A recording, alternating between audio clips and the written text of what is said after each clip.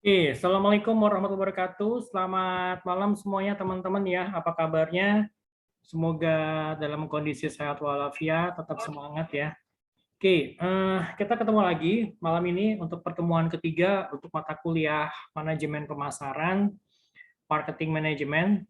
Ya, memang awalnya minggu lalu kan saya janji kalau saya akan membuat video pembelajaran dulu, kemudian kalian pelajari, terus baru nanti kita diskusi. Tapi saya mungkin terus terang saya belum sempat karena saya coba cari beberapa bahan-bahan literatur yang bisa mensupport untuk diskusi kita malam ini gitu loh. Kita akan ngebahas itu mengenai topiknya sih lebih kepada marketing 4.0 ya.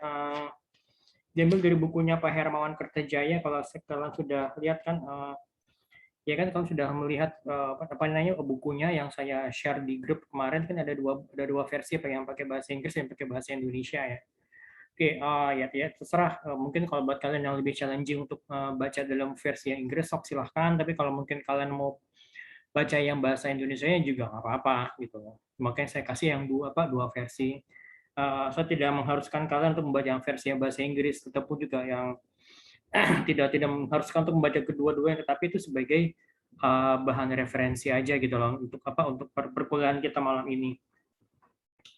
Jadi kita akan membahas itu mengenai pemasaran. Jadi pemasaran ini yang sangat dipengaruhi oleh teknologi, terutama untuk teknologi digital ya. Jadi teknologi digital ini kan sangat berpengaruh kepada perilaku konsumen gitu ya. Kalau gitu kan, jadi ada beberapa misalnya seperti kayak yang dari pemasaran tradisional ke pemasaran digital. Kalau kalian sudah baca bukunya, kemudian juga bagaimana misalkan kalau kalian itu misalkan kalian tergabung dalam kalian itu kan pastinya punya sosial media gitu kan. Misalkan kalau kalian mau di add, baik itu di Facebook atau di mana ya, di add oleh orang lain atau teman kalian sendiri, ya pasti kan butuh approval dari kalian gitu loh. Nah itu yang kita bayangkan. Kalau misalkan gimana kalau misalnya perusahaan besar, misalnya sekelas misalnya kayak Astra International ingin meng-add kalian, sehingga perusahaan bisa berkomunikasi langsung dengan konsumennya gitu loh. Gitu. Uh, kita lanjut aja ya. Kita langsung saya share screen untuk pertemuan malam ini. Kalau kalian lihat, kalian sempat lihat nggak ada yang baru di background saya ya. Saya pindah tempat. Ya, biasanya saya di meja saya, tapi kalau meja saya lagi banyak semut itu ya, nggak tahu kenapa dirubung semut. Jadi saya pindah ke ruang tengah gitu loh. Nah, jadi backgroundnya seperti ini yang di belakang kalian ini, boneka lemari boneka lemari boneka punya anak saya dari zaman masih kecil dulu, masih zaman TK ya. TK mungkin ya, TK atau TK ya, zaman TK sampai sekarang, sampai SMP gitu loh. Gitu. Ada yang berminat mungkin buat bonekanya? Anyone? Yang terutama yang cewek sih ya. Kita lanjut saja. Sekarang kita bicara pemasaran pemasaran dan jalur pelanggan baru di era digital. Ya, jadi dengan adanya perkembangan teknologi ini pasti sangat, yang seperti saya jelaskan tadi, sudah sangat berpengaruh kepada perilaku konsumen, ya kan?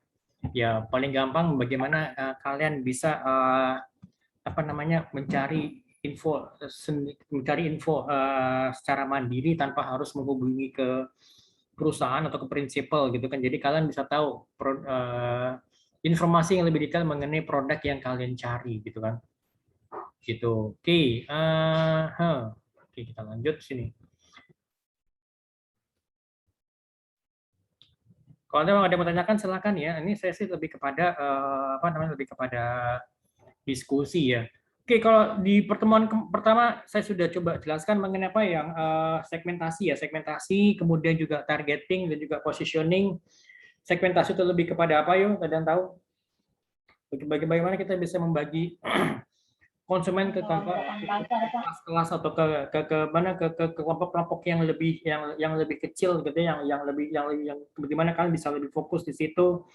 Kemudian juga di targeting juga sama kan, diikuti dengan targetingnya. Kemudian positioning bagaimana kalian bisa bagaimana itu kan, bagaimana kalian bisa melakukan sesuatu terhadap benaknya konsumen. Jadi kalau misalkan gini, kalau kalian mendengar kata mendengar kata Nike, apa yang ada di benak kalian gitu loh. Ya kan, Nike itu berarti kan apa? Ya berarti kan Sepatu, Pak. Sepatu. sport. Sepatu. Bisa jadi mungkin sepatu, atau mungkin bisa jadi mungkin pakaian olahraga gitu kan, atau pakaian renang. Jadi juga sesuatu yang berhubungan dengan sports gitu kan. Nggak mungkin tiba-tiba nanti di benak kalian tuh kalau kalian bicara Nike berarti misalnya apa kok tiba-tiba muncul misalnya makanan. Well, that's not possible gitu loh, gitu ya. Nah, misalnya, jadi kan sudah kalian sebagai prinsipal atau kalian sebagai marketernya gitu kan. Kalian sudah melakukan segmentasi, kalian juga melakukan targetingnya sampai kepada sampai kepada positioningnya. Tapi semua itu dilakukan Dilakukan tanpa sepengetahuan pelanggan. Jadi kalian membagi pasar itu ya pastinya ya pelanggan nggak akan tahu. Misalkan saya ini masuk ke kategori apa sih gitu loh. Ya kan, saya ini Irwin ini yang misalnya usia sekian ini tinggal di Jatiwaringin itu masuk ke kategori yang mana sih oleh misalnya oleh perusahaan asuransi gitu kan ya, apakah saya sebagai prospek atau sebagai calon prospek, calon klien atau bagaimana gitu kan ya. Nah, seperti itu. Nah, jadi keterlibatan pelanggan itu terbatas. Saya tuh tidak punya saya tuh tidak pernah dilibatkan misalnya untuk menentukan saya ini masuk ke kategori yang mana oleh perusahaan misalnya oleh perusahaan makanan gitu misalkan.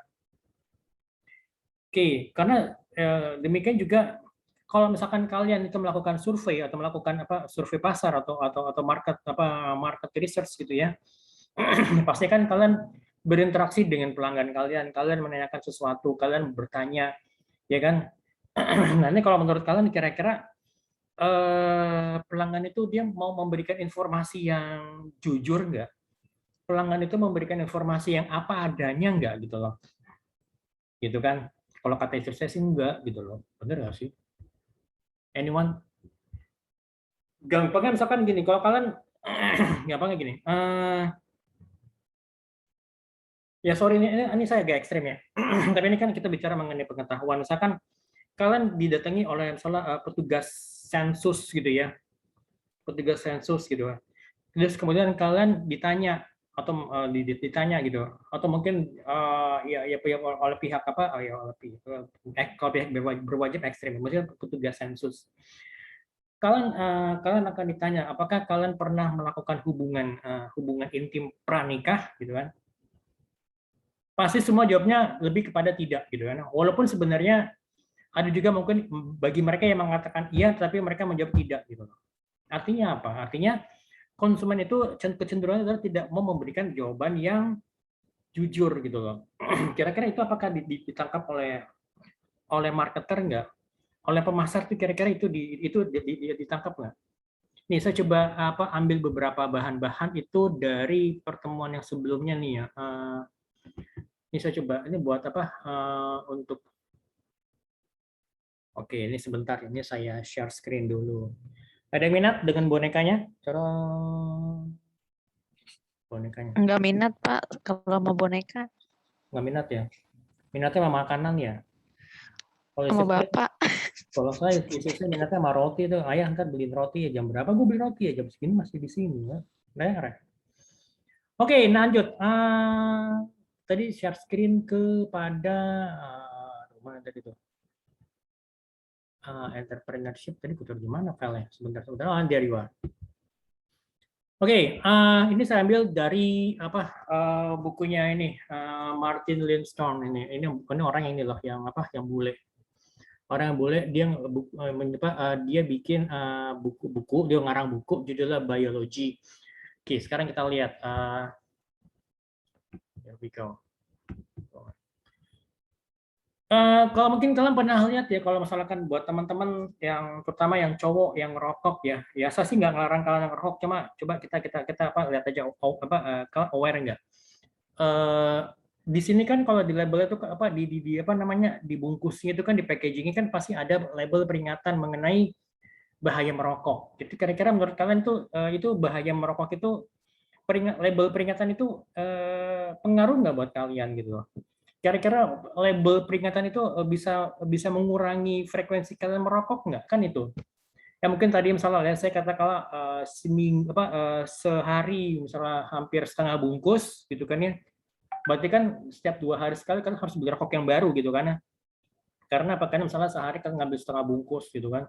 Terus berarti hari berikutnya kalian beli rokok lagi, untungnya saya nggak ngerokok. Kalau saya ngerokok saya masih bisa ditendang keluar mesin saya gitu kan kalau malam, kasih bantal tidur di luar gitu ya kayak di iklan. Oke, nah justru sebenarnya kalau peringatan mengenai bahaya merokok itu sebenarnya gagal untuk menghalangi keinginan konsumen untuk merokok gitu loh. Jadi karena apa? Karena label peringatan ini mengaktifkan nukleus accumbens. Jadi merupakan apa namanya? Ada apa? Justru apa? Peringatan ini justru yang merangsang konsumen untuk merokok gitu loh. Bukan untuk mengurangi frekuensi rokok gitu, tapi tidak. Justru malah jadi konsumen tetap merokok gitu loh.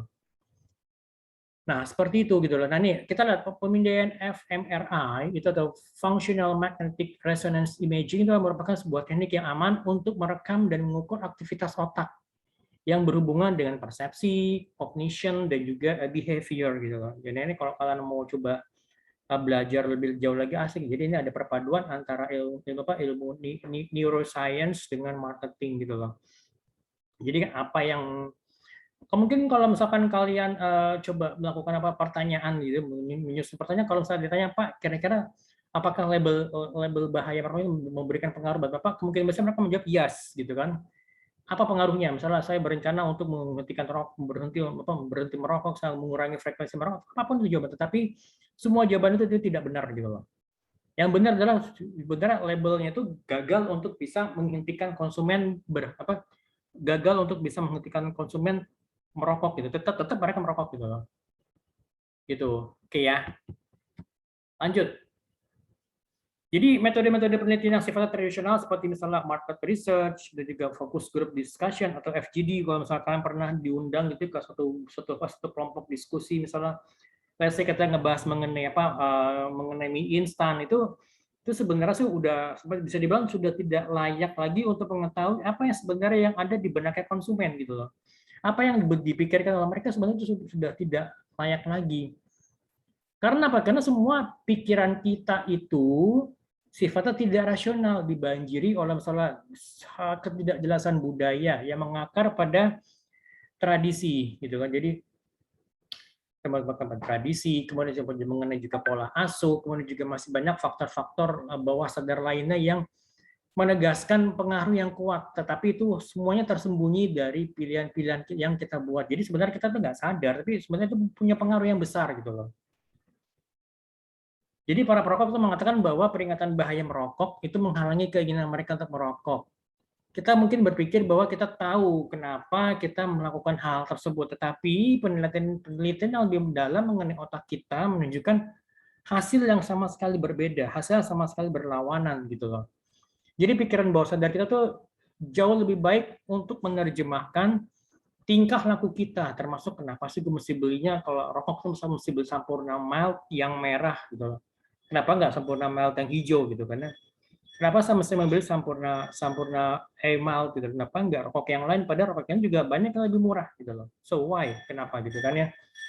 Itu kan itu juga dari pengalaman saya. Kalau saya dulu saya masih kuliah atau S1 saya kadang-kadang suka ngerokok ya gue belinya ML gitu loh. Karena pengaruh dari lingkungan gitu kan ya.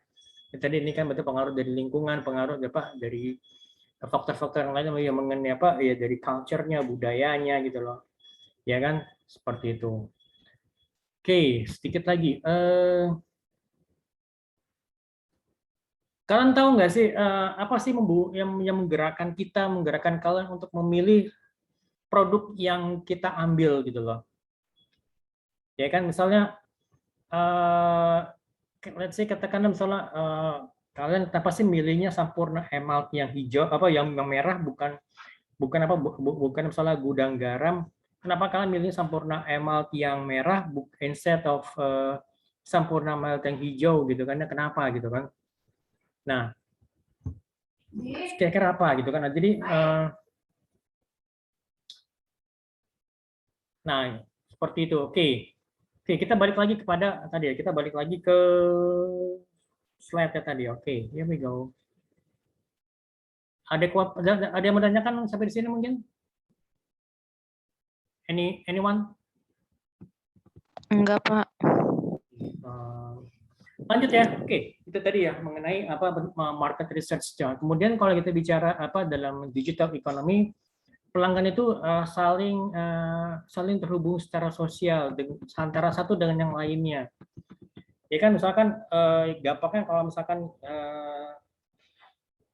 misalkan katakan misalnya kayak bikin kalian misalnya punya komunitas gitu ya, misalnya komunitas sepeda, komunitas motor, itu kan pasti juga ada ada grup pasti ada grup WhatsApp-nya, kemudian juga ada kalian bikin grup juga masalah di mana di FB gitu kan ya. Nah kan seperti itu gitu loh. Jadi komunitas itu merupakan sebuah segmen yang baru gitu loh. Komunitas ini dibentuk oleh siapa? Oleh pelanggan dengan batasan ditentukan oleh mereka sendiri. Misalkan misalkan yang boleh masuk misalnya ke misalnya kelompok FB-nya misalnya FB-nya Volvo, misalnya mobil Volvo adalah mereka yang memiliki misalnya kendaraan Volvo, atau mungkin mereka yang pernah punya Volvo, atau mereka yang sebagai Volvo enthusiast gitu. Misalnya mereka yang tertarik dengan kendaraan Eropa. Nah, jadi kan itu sudah ada batasan-batasannya gitu loh. Jadi ya komunitas ini akan komunitas ini akan dibentuk sesuai dengan batasan-batasan yang tadi itu gitu kan. Gitu. Nah, untuk bisa terlibat dalam suatu komunitas tertentu gitu ya, misalkan ya misalnya komunitas motor gitu ya, misalnya komunitas motor misalnya Yamaha gitu loh, misalnya Yamaha Mio. Nah, ya berarti misalkan kalau kalian sebagai pemilik brand, katakan misalnya kalian sebagai pemilik brand misalnya untuk spare part misalnya untuk bannya, ya kalau kalian mau masuk ke komunitas tersebut ya kalian harus minta harus dapat izin, harus dapat approval. Bahkan terkadang kan kalau misalkan kita masuk ke satu komunitas tertentu misalnya di sosial media, kita ditanyain maksudnya apa, kita masukin tujuannya apa gitu, misalnya apakah untuk menambah teman, menambah wawasan, ya apapun itu gitu kan ya. Gitu. Oke, saya pasti menanyakan, kita lanjut ya. Oke, kemudian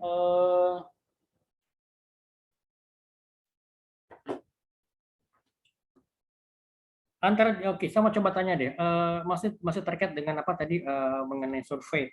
Kok di antara teman-teman mungkin ada yang pernah ini nggak? Ada yang pernah misalnya ya cukup sering misalnya mengkonsumsi minuman bersoda, sekali lagi katakanlah antara Pepsi Cola dengan Coca-Cola.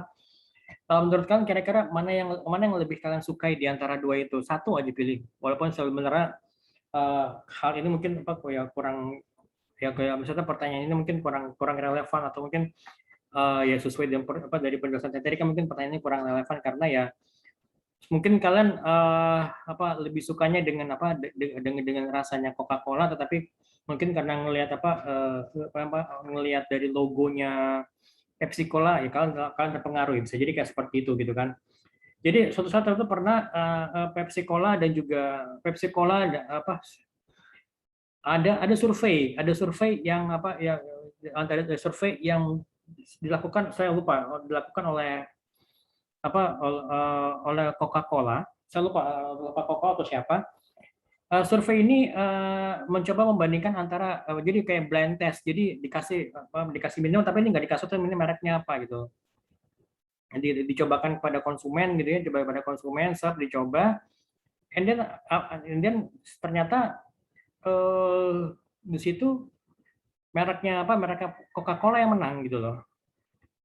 Ya kan, Kenapa? Kan misalnya terasa manis gitu, terasa manisnya pas gitu. Tapi ternyata pada saat produknya ini diluncurkan ke pasar, ini penjualannya kendor, maksudnya penjualannya tidak sesuai dengan harapan. Karena apa ternyata? Ternyata misalkan kalau kalian mencoba, kalian misalnya produk test untuk misalnya untuk minuman, pasti kan kalian diminta untuk mencobanya itu dalam porsi tertentu kan, nggak mungkin misalnya satu botol kalian habisin semuanya gitu kan, ya rugi lah gitu kan, paling tidak yang hanya berapa berapa cc kan, kalian coba, terus kan kalian coba, terus kalian kalian kasih kasih komentar, kalian bandingkan antara keduanya, antara minumannya Pepsi Cola dan minumannya Coca-Cola, kan kalian bandingkan mana yang kalian lebih sukai, mana yang lebih nikmat gitu kan, kalian berikan jawaban, dan ternyata emang jawaban yang keluar itu adalah memang Coca-Cola sebagai pemenangnya gitu loh. Tapi pada saat di penjualan itu kendor. Karena apa? Karena ternyata konsumen itu kalau misalnya untuk mencoba produk Coca-Cola dalam pada saat produk tes itu mereka suka. Tetapi kalau misalnya untuk mengkonsumsi dalam jumlah banyak itu nggak pas. Kalau bahkan mungkin terlalu manis gitu loh. Itu ada seperti itu loh.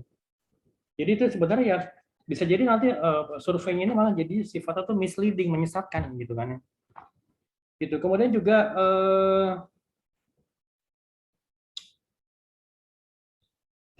mengenai teknologi.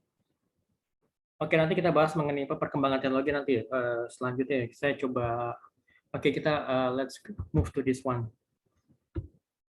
Oke, kita bicara sekarang mengenai bagaimana kita memposisikan merek dan juga diferensiasi kepada klarifikasi merek dari karakter dan kode.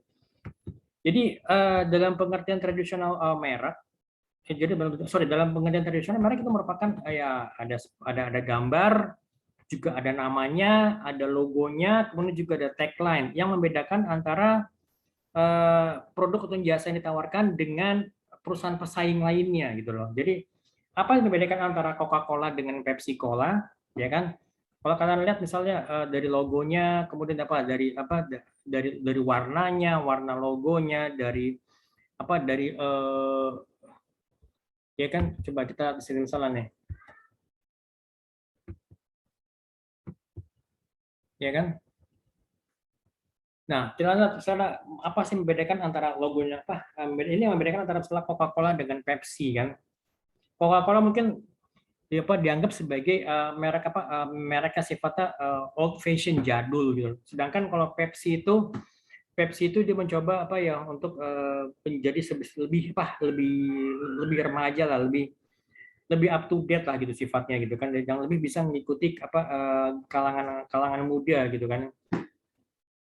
Nah, jadi itu kan, jadi ini yang membedakan, jadi ketahuan, jadi apa membedakan antara misalnya Pepsi Cola dengan Coca-Cola gitu loh.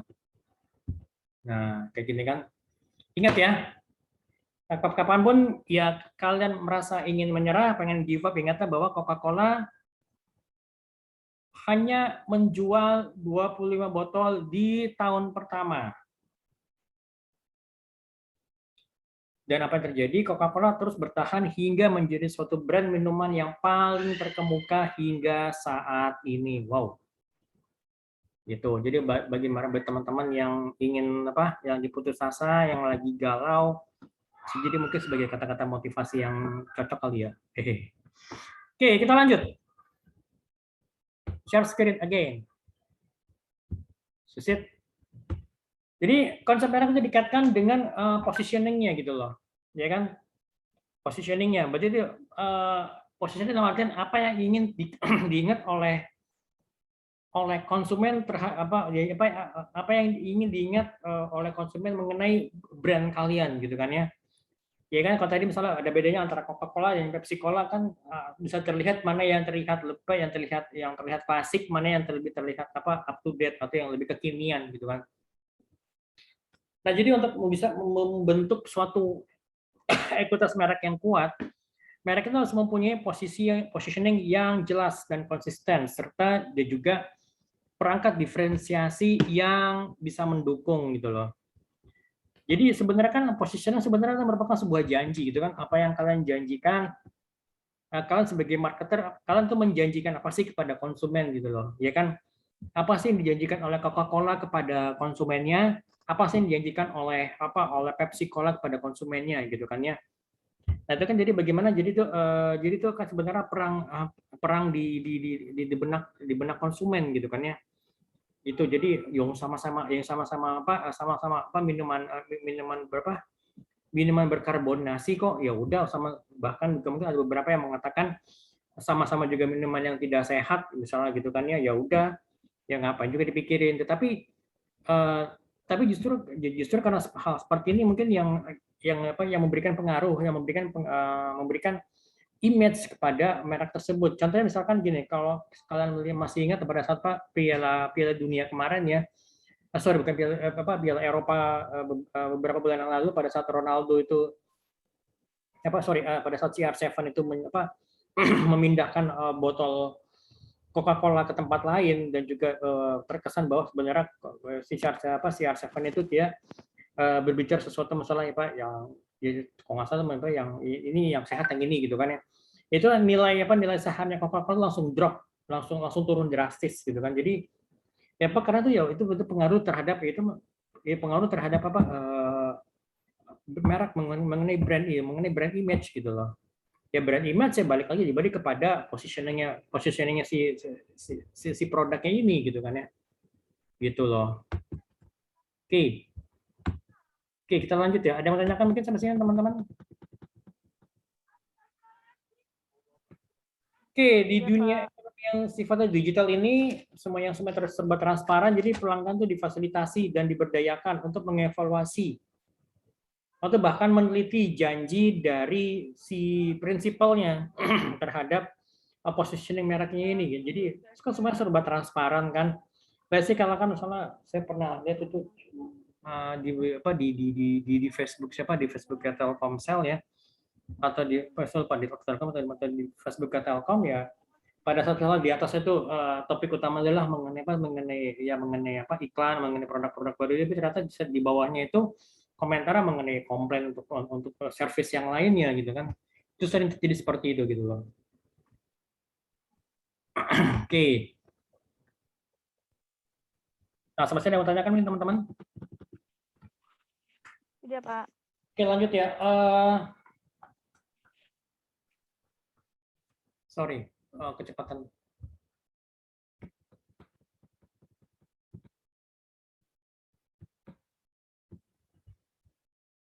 Oke, ini kan kita bicara ini ya mengenai ekonomi digital kan. Jadi bagaimana kalian bisa mengkomunikasikan merek kalian secara konsisten dan juga positioningnya itu di benak konsumen dilakukan secara berulang-ulang. Jadi itu kan merupakan ya kunci dari traditional marketing kan. Ya ini sebenarnya sudah nggak cukup lagi, sudah nggak cukup lagi. Jadi mungkin kalian menggunakan media tradisional, misalnya seperti koran, seperti TV, gitu kan ya, atau mungkinnya seperti kayak baliho. Nanti saya akan tunjukkan satu contohnya, misalnya kayak kalau kalian ini di luar negeri sih, kayak di New York gitu ya, di Fifth Avenue atau di daerah bisnis di kota New York sana. Tapi yang jelas gini, saya pernah tanya ke kalian nggak ya, kalau nggak salah pernah nanya, misalkan yang pagi ini baca koran siapa gitu, koran fisik ya, yang koran fisik bukan yang koran digital gitu kan, misalnya koran fisik yang memang koran kertas seperti ini kan, misalnya saya masih ada ini koran fisik, ya memang beda generasi pasti akan berbeda pemikiran, berbeda kebiasaan ini kan. Ini koran fisik, ada yang baca koran fisik pagi ini? Anyone? Tidak, Pak. Nggak ada yang baca. Enggak, Pak. Ada, atau mungkin ada yang dengerin radio ya, siaran radio, let's say katakanlah ya radio motion radio Prambors atau apapun itu, mungkin pagi ini pada saat mungkin on the way ke kantor atau on the way ke tempat lain gitu. Ada yang dengerin radio nggak? Dengerin, Pak. Ada, Pak. Tapi yang musik. Ya? Yang streaming? Dengerin. Enggak, yang musik yang biasa, Pak. Yang musik yang biasa, oke. Yang nonton TV? Ada yang nonton TV nggak? Ada, Pak. Mungkin kemarin kemarin TV diputar tuh film G30 PKI gitu kan. Itu kan lagi asik-asikin nonton cop, penculikan jenderalnya lagi asik ketembak-tembakan, tiba cepret iklan. Ngerasa nggak kayak gitu? Lagi tegang-tegang, Rasa lagi Ngerasa, Pak. tegang-tegangnya pas lagi, wah ya iklan ini, lagi iklannya banyak seru-serunya. lagi. Nah, itu biasanya kalau pada saat iklan ditayangkan, apa yang kalian lakukan itu, Bang? Ganti channel. Ganti channel. Ganti channel. Terus berarti kalau gitu kan ganti channel, apa lagi selain dari ganti channel? Ya pasti ganti channel sih ya. Jadi ganti channel apa salah dari Trans TV ke kemana ke acara lain. Ternyata di stasiun TV lain juga masih sama, masih juga iklan ganti lagi gitu. Lalu balik lagi nanti ke Trans TV kan seperti itu. Jadi itu merupakan ya itu kebiasaan gitu. Apalagi misalkan tahu kalian ngerti nggak apa yang dimaksud dengan disrupsi? Disrupsi apa itu disrupsi? Disrupsi jadi itu apa tuh? Jadi perubahan yang sifatnya besar masif, signifikan, besar gitu loh. Jadi kayak misalnya gini, kayak Gojek itu dia mendisrupsi industri transportasi di tanah air kan. Transportasi umum ya, misalnya jadi di situ siapa yang dengan adanya Gojek ini siapa yang yang terganggu gitu loh. Pasti terganggu misalnya apa? Ya pasti yang armada taksi kan. Armada taksi, kemudian juga pastinya tukang ojek pengkolan gitu kan ya, yang biasanya mereka pada jual mahal gitu ya, nunggu orang datang nyamperin mereka. Dan itu juga kalau lagi tawar menawar sampai akhirnya jadi bukan sekedar tawar menawar, tapi juga akhirnya jadi tarik urat gitu kan, ngotot-ngototan. Dekat kok Pak, situ Pak cuma keluar kompleks doang, masa 20.000 sih, biasanya juga 10.000. Enggak Bu, ya inilah ada alasannya aneh, udah malam lah gitu kan ya. Hujan lah, becek lah gitu kan ya, lagi sepi orderan. Ya udah gitu kan. Pokoknya ya semua semua alasan yang aneh-aneh dan heboh-heboh jadi keluar gitu kan. Tapi dengan adanya disrupsi ini, jadi ya semuanya itu dirubah gitu kan.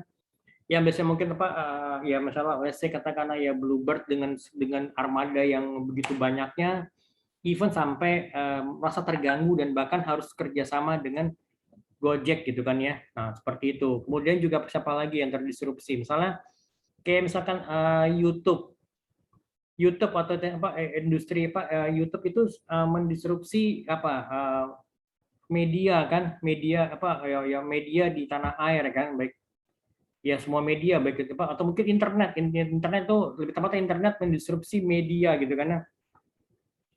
Media di tanah air, media cetak bahkan juga media elektronik gitu kan ya. Ya kan, kalian tahu misalkan kayak Atta Halilintar berapa sih dia subscribernya gitu kan ya. Bahkan mungkin bisa jadi melebihi dari jumlah pemirsa suatu stasiun TV gitu loh. Ya kan? Bayangkan stasiun TV itu dia kan kalau misalkan kalian mau bikin bikin stasiun TV, ya berarti kan kalian harus invest invest studionya, invest gedungnya kan, invest pemancarnya gitu kan ya. Nah itu kan. Nah bayangkan kalau misalkan kayak Atta Halilintar ya YouTuber, berapa sih investasinya gitu loh untuk menjadi seorang YouTuber gitu kan?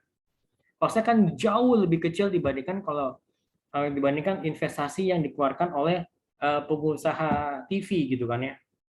Nah itu seperti itu gitu loh. Oke, sampai sini ada mau tanyain mungkin teman-teman. Sebenarnya sih saya lebih kepada ya pengen sih diskusi two way communication. Kalau ada mau tanyakan monggo silahkan gitu loh.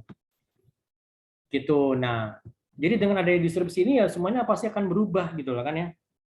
Jadi ada 3D istilahnya. Jadi ada tiga disrupsi saat ini yang ada di tanah air. Yang pertama tuh adalah disrupsi milenial.